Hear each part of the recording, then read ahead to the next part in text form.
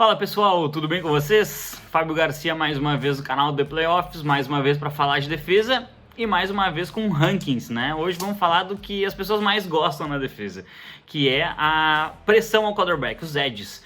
Então vamos hoje trabalhar num top 10, não mais num top 5, ou seja, vamos falar de 10 jogadores mais duas apostinhas que vieram do draft. Espero que vocês gostem. Solta a vinheta e bora pro vídeo.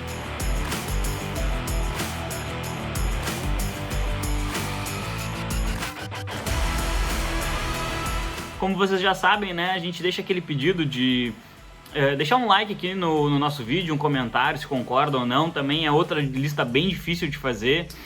Pedimos que ative o sininho para receber nossos novos vídeos que vão vir aí pela frente. E bora começar então, vamos trabalhar com os edges, né? Lembrando, o que são os edges, né? Os edges são os defensive ends de sistemas 4-3 e os linebackers, né? Os outside linebackers do sistema 3-4. Então, assim, a gente está utilizando esses critérios, né? Os outros jogadores eles foram enquadrados em outras posições para ter pelo menos um parâmetro aí para fazer o nosso ranking, beleza? Então, por exemplo, você não vai me ver falar de Aaron Donald hoje, por mais que ele seja ótimo na função de edge. Você não vai me ver falar sobre inside linebackers também. E então vamos começar com as apostas, né? Os dois jogadores que eu separei aqui do último draft, que eu acho que podem ter um impacto muito significativo. E o interessante é que eles jogam cada um em um sistema, então vai dar para especificar muito bem, né? No sistema 4-3 eu separei o Gregory Rousseau, lá de Buffalo. Acho que é um jogador que pode contribuir bastante, ele é muito jovem e caiu num sistema bem interessante, com uma mente defensiva muito boa. E no sistema de 3-4 eu separei o Azeez Ojulari, né, numa defesa sensacional lá dos Giants, que talvez ele seja justamente a peça que faltava para que essa defesa seja ainda mais produtiva, especialmente na parte de forçar turnovers. Beleza? O número 10 aqui da nossa lista é um que tá rindo à toa, na verdade, né? O Shaq Barrett, lá do Tampa Bay Buccaneers, tá com anel de campeão, moral lá em cima, e ele vem produzindo muito faz bastante tempo, né? O Barrett, ele teve a opção de ficar lá nos Broncos, acabou indo para Tampa Bay e acho que a aposta dele nele mesmo se pagou. O jogador teve o primeiro ano muito bom em número de sacks, no segundo ano ele foi pro Super Bowl e manteve uma curiosidade incrível, né? O Shaq Barrett está invicto em jogos de pós-temporada. Ele foi 2 vezes na carreira para pós-temporada e nas 2 que ele foi, ele saiu como grande campeão. Obviamente o sistema inteiro dos Bucks acaba ajudando bastante, porque ele tem o Varavéia ali no meio, ele tem o Sul, ele tem uma dupla de inside linebacker sensacional, você me viu falando deles ali no vídeo de top 5 linebackers. E então, assim, é muita qualidade, né? Tem o Jason Pierre-Paul também, que é um excelente veterano. Então, assim, o Shaq Barrett é um cara que ele produz muito e ele acaba sendo o melhor, né? No quesito edge, no quesito de pressionar o quarterback, ele acaba sendo o melhor nessa defesa sensacional. Então fica aí uma menção para o nosso número 10 na lista. O número 9 talvez comece a gerar um pouquinho de polêmica, porque muita gente acredita que espera que ele saia mais em cima no ranking, né? Que ele tenha uma posição melhor. Mas eu ainda tenho um pouco de questionamento sobre a durabilidade do Nick Bosa, do San Francisco 49ers. Né? Ele tem um conjunto de ferramentas excelente, um jogador extremamente forte, ele tem muitas habilidades para sair do offensive lineman, então você vê ele fazendo movimentos de braços muito bons, né? Então ele consegue tirar a mão do defensor, passar por cima e atacar o quarterback, e isso é muito interessante na posição de edge, né? Isso faz ele diferente. Ele também tem uma explosão muito boa, que faz, no momento que a bola sair, ele já começa a pressionar, ele chega muito rápido no backfield. Então por que ele tá tão baixo aqui? O Nick Bosa me preocupa no quesito saúde, né? No último ano de Ohio State ele teve uma lesão e acabou a temporada dele, né? Ele acabou optando por se preparar para o draft, mas era uma lesão de longa recuperação. Aí no primeiro ano dele no San Francisco 49ers foi aquele ano maravilhoso, que aquela defesa incrível levou o time para o Super Bowl. E na última temporada ele perdeu outro ano inteiro de jogos. Então nos últimos 3 anos de Nick Bosa, apenas em um ele conseguiu ficar saudável. E isso para mim é uma red flag, né? Essas coisas esses fatores que nos dão preocupação. Então por isso eu vou colocar o Nick Bosa um pouquinho mais abaixo, mas tenho certeza que se ele tiver um ano saudável, ele vai produzir demais e vai aparecer ali no nosso top 5, nosso top 3 talvez. O número 8 da nossa lista também talvez dê alguma reclamação, porque é uma torcida extremamente numerosa aqui no Brasil. Tô falando do Za'Darius Smith, lá do Green Bay Packers, né? É um jogador que tem números absurdos desde que ele chegou em Wisconsin. Se eu não me engano, ele tem aproximadamente 25, 26 sacks nos últimos 2 anos, que é uma marca muito boa.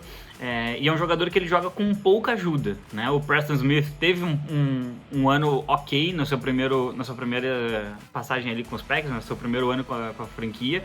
E na última temporada ele foi bem abaixo, acabou deixando tudo nas costas do Darius Smith, que tem uma produção realmente bem interessante, né? Um jogador muito explosivo, um jogador que consegue forçar fumbles, e eu só não coloquei ele um pouquinho mais alto aqui na nossa lista porque, analisando os números dele, a produção da última temporada, achei que o Darius Smith ele produziu muito contra equipes que não foram para os playoffs, né? Sacks mesmo contra equipes de pós-temporada foram 2 ou 3 no máximo, e achei que ele desapareceu um pouquinho quando o time mais precisa. Eu acho que essa é a grande questão sobre o Darius Smith. Ele consegue ser clutch o suficiente.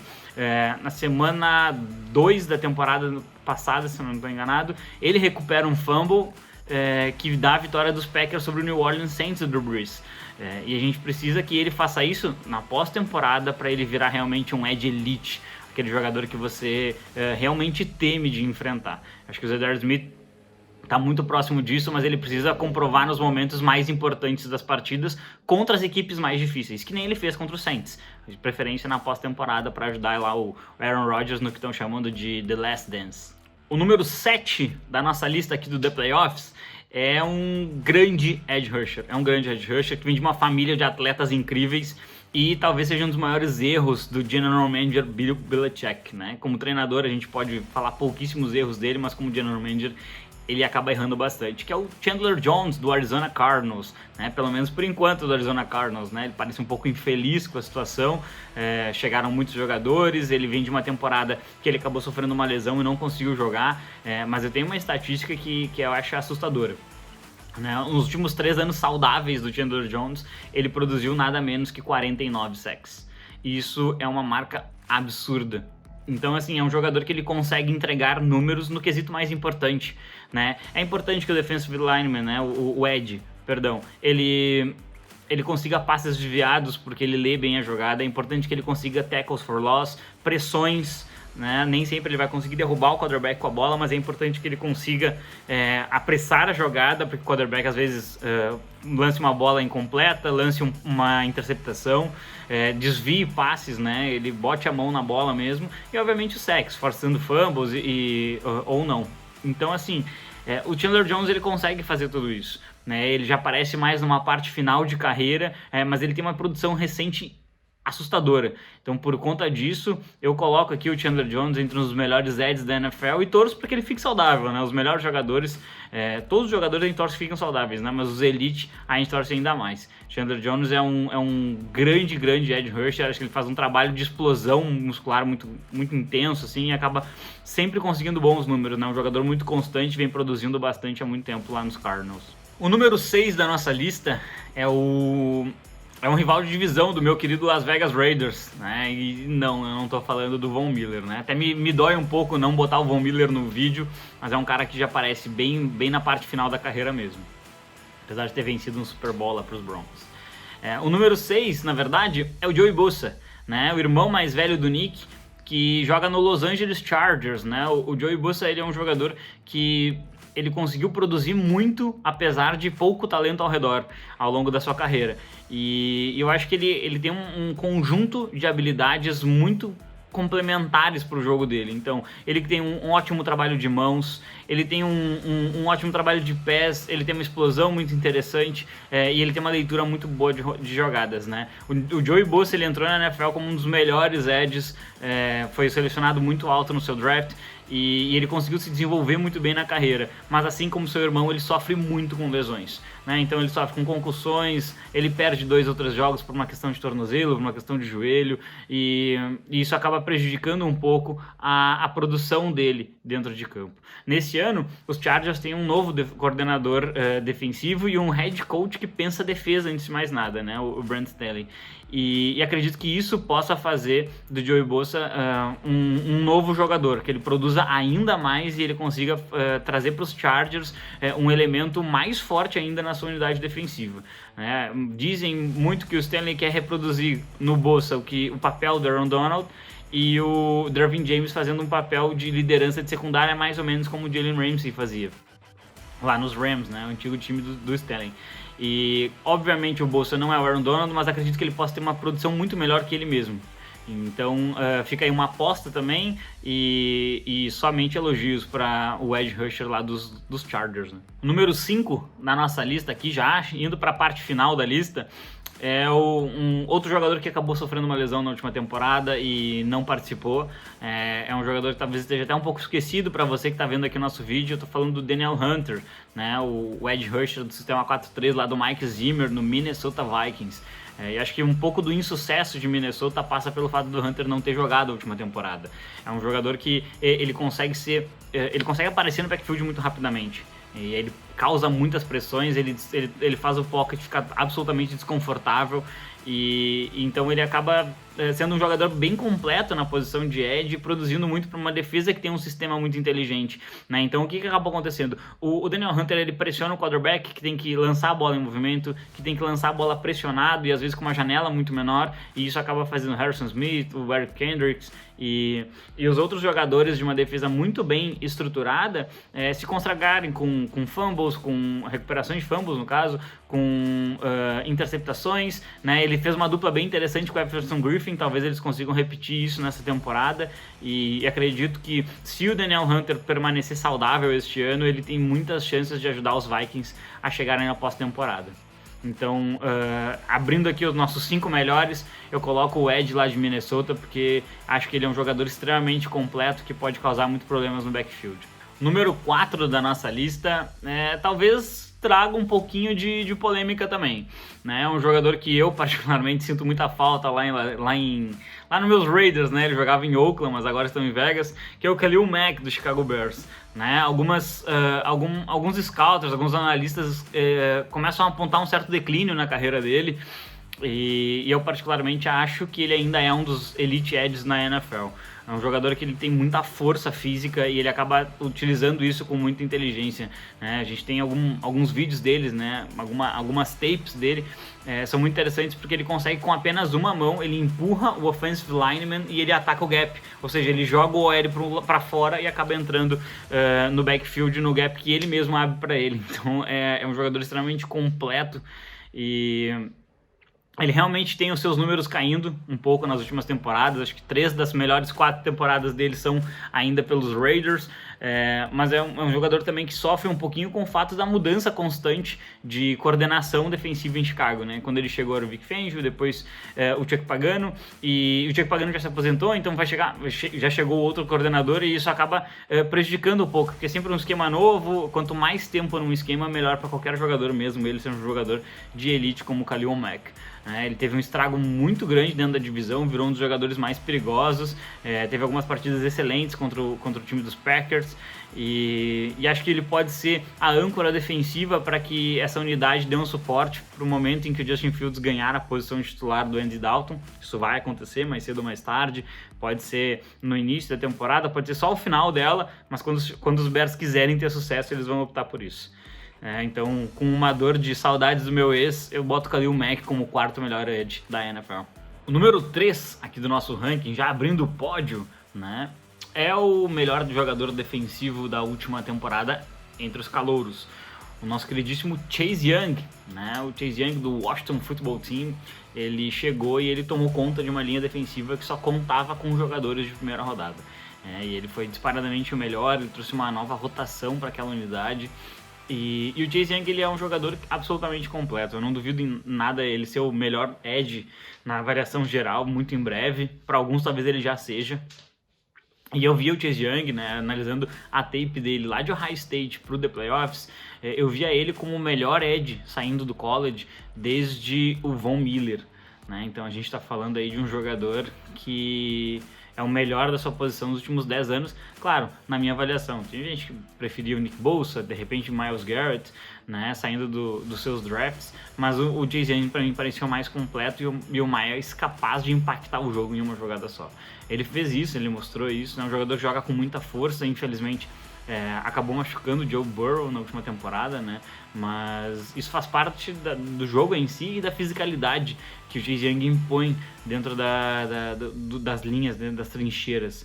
Eu acho ele um jogador muito completo, ele tem um trabalho muito interessante de aceleração e desaceleração para fazer as jogadas, né? Então às vezes ele explode como se fosse atacar o gap C, né? E aí ele volta e ataca o gap B. Basicamente o gap C seria após o offensive tackle, né? Entre o offensive tackle e o tight end, se houver, ou simplesmente o lado de fora do offensive tackle. E o gap B é entre o buraco que existe entre o offensive guard e o tackle, né? Então várias vezes ele acaba fingindo que vai para um lugar, vai para o outro, e causa um impacto muito grande ali no backfield, com tackles for loss, com pressões e obviamente com sacks, né? Então é um jogador muito explosivo, que joga com toda essa força e naturalmente vai se tornar um líder dentro da defesa, vai virar um dos grandes jogadores da liga, e eu realmente tenho muita expectativa na carreira desse jovem jogador. Acho que Chase Young, ele já reúne qualidades para ser considerado um dos melhores defensores da NFL, mesmo apenas um ano só, né, na liga. E acho que o céu é o limite, para o jogador. Acho que vai ser o grande rosto do time de Washington por um bom tempo, ou pelo menos até o time conseguir um franchise quarterback, né? O número 3 hoje da nossa lista, ele pode ser muito bem o número 1 no ano que vem. Chegando na hora de decidir entre os dois melhores, né? O número 2 da nossa lista, depois de muito pensar e muito sofrer para decidir, ficou com o outside linebacker do Pittsburgh Steelers, o TJ Watt, né? O irmão mais novo do JJ, ele entra como segundo colocado porque ele é um jogador muito inteligente, muito inteligente, ele é fora da curva. É incrível ver a capacidade dele de pressionar os quarterbacks adversários, e assim, ele tem um motor que não apaga, né? Então várias vezes você vê ele conseguindo um sack depois de algum certo tempo de pocket, porque ele não desiste da jogada. Isso é uma qualidade muito interessante. Eu acho que a inteligência dele acima da média faz ele se posicionar de uma forma mais produtiva, né? Então tem jogadas de tape dele que você vê, ele sai na pressão e assim que ele lê o quarterback, ele dá 2 passos para trás e fecha aquela zona. Ou seja, ele conseguiu interceptação assim na última temporada. Ele consegue desviar muitos passes, que é uma qualidade que o irmão dele fazia muito bem, fez muito bem ao longo da carreira. Então assim, eu acho que o TJ ele tem um impacto muito grande no jogo, né? E eu acho que nos momentos mais importantes, né, que foi aquilo que, por exemplo, eu falei do Za'Darius Smith, o TJ ele aparece, né? Então ele aparece defendendo em red zone, forçando fumbles, forçando turnovers, ele aparece com interceptações e ele aparece com toda aquela energia que o TJ Watt tem, né? Ele faz um sec, ele vibra muito e ele intimida muito o ataque adversário. Acho um jogador absolutamente completo, e ele só não é o número 1 pelo critério de qualidade ao redor, tá? E isso aí a gente vai deixar para o nosso campeão. Recentemente perguntado sobre quem seria o melhor edge da NFL, o nosso campeão aqui, o Myles Garrett, do Cleveland Browns, respondeu: óbvio que sou eu, né? Pergunta estúpida. Não é tão óbvio assim, na minha opinião, mas ele é realmente um jogador absolutamente incrível, né? Foi o first overall no seu draft. E o Myles Garrett, ele tem um conjunto de habilidades que tornam ele único. Ele é um jogador extremamente forte, muito forte fisicamente, e ele faz um trabalho de mãos bastante polido, né? Então dificilmente um offensive lineman vai conseguir grampear ele, né? Dificilmente o offensive lineman vai pegá-lo e dominar ele pelo peito ou bloqueando ele, né? Ele consegue fazer esse jogo de mãos muito bem, a ponto de conseguir tirar o offensive lineman da jogada e atacar o backfield, né? E aqui eu queria trazer um ponto que também pesa muito na minha avaliação, né? O TJ Watt, ele joga com 2 inside defensive linemen fantásticos, joga com Devin Bush, jogou até a última temporada com Bud Dupree, agora chegou o Joe Schobert. Ele tem mais qualidade ao redor, né? Uma defesa muito forte. E o Myles Garrett não. O Myles Garrett, ele chegou para ser o ponto de partida para uma defesa ficar muito forte, né? Até a última temporada a secundária dos Browns era horrível, tinha muitas questões ainda sobre o grupo de linebackers. E ele continuava produzindo em alto nível, né? Então, assim, acho que o Garrett, ele tem esse fator de conseguir produzir muito numa unidade que não tem tanto talento ao redor, e por isso eu vou colocar ele aqui como o número 1. E tem um fator também que eu acho que a gente tem que colocar aqui. O Myles Garrett, ele teve um episódio na carreira dele absolutamente reprovável, para não dizer outra coisa, que foi aquela agressão no Mason Rudolph, QB do Pittsburgh Steelers. Né? São duas equipes que se odeiam muito, são rivais de divisão, mas isso não dá o direito de você tentar usar o capacete para atingir o adversário. Ele de fato atingiu, acertou a cabeça do Mason Rudolph. Foi suspenso para o restante daquela temporada e tentou justificar de uma forma que, pelo menos, só ele falou que ocorreram determinadas coisas. E a partir daquilo, eu acho que virou um novo jogador, um novo atleta. Ele virou uma pessoa mais responsável, ele assumiu um papel de liderança. E eu acho que talvez passar por uma situação em que ele esteve tão errado fez ele refletir sobre muitas coisas a ponto de ele virar o líder de uma defesa. Né? Então, assim, a gente acaba sempre batendo muito nas pessoas e nos jogadores da NFL porque eles fazem coisas erradas fora do time, fora da franquia, na off-season, ou até às vezes durante a temporada mesmo, eles fazem coisas muito erradas e a gente fala muito sobre isso, né? E eu acho que é muito legal também a gente falar sobre pessoas que tiveram uma segunda chance, aproveitaram e pelo menos até o momento que eu tô gravando esse vídeo, inclusive nesse momento o Cleveland Browns está jogando na pré-temporada, a última partida, o Myles Garrett ele se tornou um exemplo, né? Ele virou um líder da equipe, ele virou um líder de comunidade e acredito que ele virou até um jogador para que os mais novos olhem e tentem seguir os passos dele, tanto do ponto de vista técnico quanto de liderança. Então, por tudo isso, né, e pelo impacto absurdo que ele tem dentro do jogo, o Myles Garrett é o melhor edge da NFL aqui, na minha humilde opinião, no nosso ranking. Né? Então, é basicamente isso que eu queria trazer aqui para vocês. Hoje é um vídeo um pouquinho mais corrido, porque tem mais gente para falar. Mas deixa o seu like, deixa o comentário, se inscreve aqui no nosso canal. Me diz se você concorda com o meu ranking, se discorda. Eu acredito que a torcida dos Packers não vai concordar muito com a posição do Zadarius Smith, mas tudo bem, é isso aí. Opiniões, a gente vai debatendo e acho que tudo isso aí é muito válido. A temporada tá chegando, gente, graças a Deus. Deixa um like aí pra nós e até a próxima. Um grande abraço.